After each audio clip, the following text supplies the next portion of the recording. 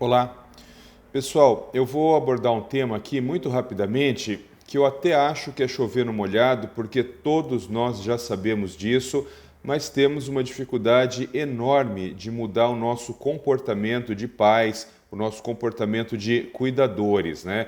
Que é sobre o uso de celular, o uso de smartphone pelas nossas crianças. Isso, nos últimos anos, se transformou para todo mundo, não só para as famílias, mas também nos ambientes terapêuticos, se transformou num verdadeiro desespero. Existe uma explicação, existe um racional por trás disso, né? Não se trata de um costume, não se trata de alguma coisa que não tenha nenhuma importância, não se trata de um hábito, se trata de um verdadeiro problema de saúde pública, isso. Eu vou dar alguns argumentos para que vocês possam refletir sobre o assunto. De uma forma geral, a gente poderia entender que o comportamento de cada indivíduo ele está sob controle, ele está sob influência de dois grandes polos. O primeiro polo é o polo do prazer. Então, aquilo que nos dá prazer controla muito o nosso comportamento. Por exemplo, alimentação. Por que muitas pessoas são obesas? Porque o comportamento alimentar delas está sob controle do prazer. Então, se ela sente prazer de comer um chocolate, se ela sente prazer de comer um quindim, ela come um quindim inteiro, ela come um chocolate inteiro. Por quê? Porque aquilo lhe dá muito prazer e ela acaba não conseguindo inibir aquele comportamento. Então, isso é uma questão. Por exemplo, uma criança que quer jogar videogame. Se o comportamento dela estiver sob controle só do prazer, ela vai passar a tarde inteira jogando videogame, a tarde inteira usando uma tela de celular.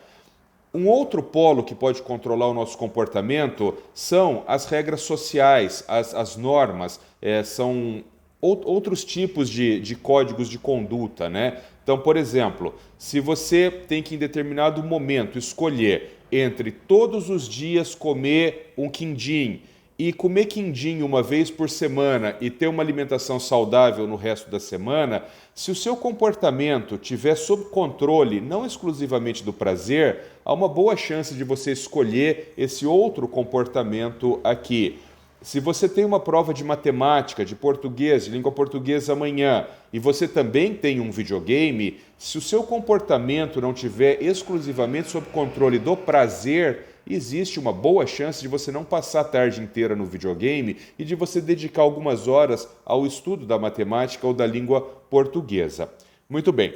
Qual é o grande problema? O grande problema é que quando a gente fala de crianças, quando a gente fala de adolescentes e até alguns jovens adultos também, o comportamento dessas pessoas está muito mais sob controle do prazer do que sob controle de algumas normas que são normas sociais. E aí, então, na hora de escolher, a pessoa escolhe o videogame, escolhe comer o quindim inteiro, escolhe mentir para a mãe dizendo que não tem prova, que não tem tarefa, porque se ela não tem tarefa, ela pode ficar a tarde inteira brincando, e aí então o comportamento dela relacionado ao prazer é satisfeito. Então, pessoal, isso é uma coisa muito importante. Uma outra coisa importante é que crianças, jovens, adolescentes e até alguns adultos não têm bem estabelecido o que nós chamamos de controle inibitório. O que é o controle inibitório? Você vai dizer, Paulo, mas tem problema jogar videogame? Não tem problema nenhum. Desde que o seu cérebro compreenda que você tem que jogar um pouco videogame e destinar um pouco de tempo a outras atividades que as normas sociais te impõem, não tem problema absolutamente nenhum. Você poderia jogar videogame todos os dias da sua vida, desde que o seu cérebro compreendesse esse fenômeno. O problema é que crianças, jovens, alguns adolescentes e até alguns adultos não têm o controle inibitório. Então eles não compreendem o momento de começar e de terminar o uso do videogame ou da tela de celular, do smartphone, coisa e tal. Então, nas minhas consultas, eu sempre dou o seguinte exemplo. As pessoas falam assim, eu sou contra armas. Eu não tenho nada contra armas. A arma, o revólver propriamente dito, ele é um instrumento fantástico. Né? A pólvora revolucionou o mundo. O problema não é o revólver. O problema somos nós. Então, a ferramenta, ela não tem culpa de nada. O celular, o smartphone, ele não tem culpa de nada. O problema é quem está portando, é quem segura aquela ferramenta.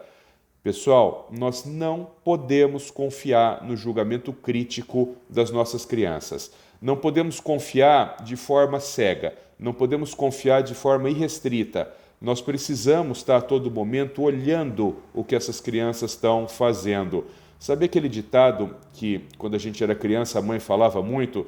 Não adianta fechar a porta quando o ladrão entrou. Para smartphone é a mesma coisa. Não adianta a gente querer exercer controle depois que o problema já está feito. As redes sociais, a internet, é um ambiente absolutamente inóspito. É um ambiente muitas vezes sujo, é um ambiente muitas vezes imundo. Não é local para as nossas crianças estarem transitando sem supervisão. Daí você vai dizer assim, mas Paulo, não tem como, todas as crianças usam, seu filho não é todas as crianças, seu filho é o seu filho. Você não tem que cuidar de todas as crianças do planeta, você só tem que cuidar do seu filho. Então, se o seu filho não estiver utilizando de forma restrita, já está bom. O que o filho da vizinha está fazendo, o que os amigos do colégio fazem, isso é problema da mãe da vizinha, isso é problema das mães da criança do colégio, não é problema nosso. A gente só tem que cuidar dos nossos filhos. A gente tem que cuidar daquelas pessoas que são caras para nós.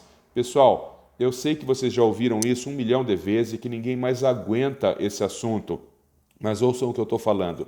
Depois que você tiver um problema grave com o seu filho, ou porque foi aliciado por um pedófilo, ou porque se envolveu com pessoas que não deveriam e conheceu coisas que não deveriam, ou porque foi abusado sexualmente, ou porque entrou no mundo das drogas só para experimentar, porque os amigos, afinal de contas, também estavam experimentando, nesse momento não há mais o que fazer. Ou melhor, mas o trabalho vai ficar muito maior, muito maior. Então, recado final, exerçam a sua atividade de pais, exerça a sua atividade de mãe, exerça a sua atividade paternal. Você é obrigado a ter controle, a exercer controle sobre o que os seus filhos pequenos estão fazendo. Um abraço e fiquem com Deus.